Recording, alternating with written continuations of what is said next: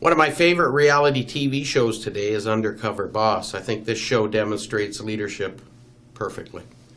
For those of you who have never seen the show, large corporate CEOs or senior management go undercover in their own organizations to analyze their processes, see what things can be improved, and of course, to identify key individuals in their organizations that make a difference for the company every day.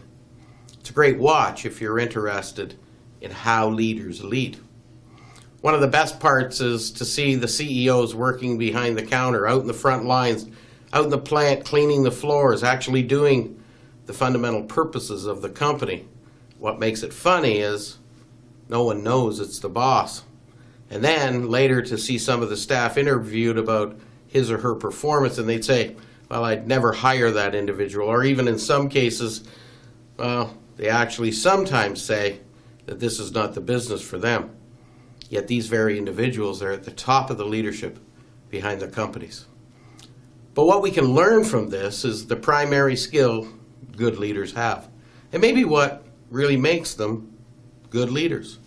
John Maxwell, famous motivational leadership speaker and author, I believe says it all in the title of his latest book. Good leaders ask great questions. You see, this is what it's all about. My job as CEO is to ensure that the services we offer are the best they can be. Ensure that we are looking in the right places for new, innovative approaches and guide the overall vision of the organization. I'm not here to be the expert in every facet of our operation. When issues come across my desk, my job is to ask great questions that hopefully inspire a solution from my staff.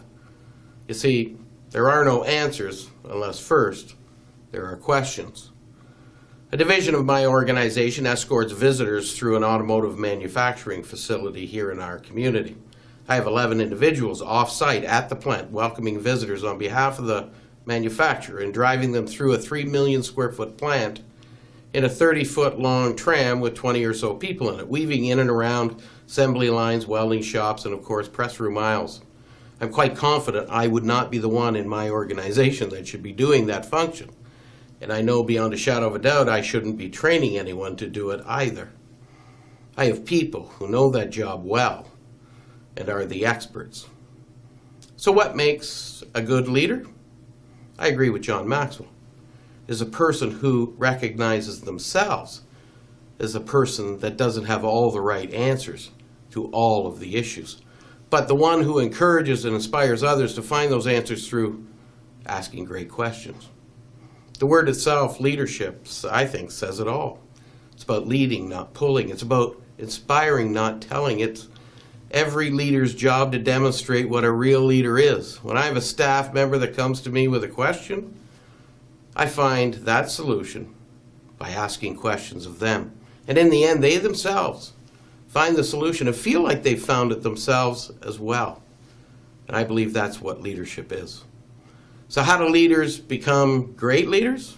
Well, by asking great questions. When leaders meet with people they've never met before, when they meet with other leaders from different areas of life, Maxwell says there are 7 questions he thinks are important for every great leader to ask. They are questions that, in spite of his wealth of knowledge and skill as a leader, make him an even better leader and will make you a better leader as well. You see, good leaders ask great questions.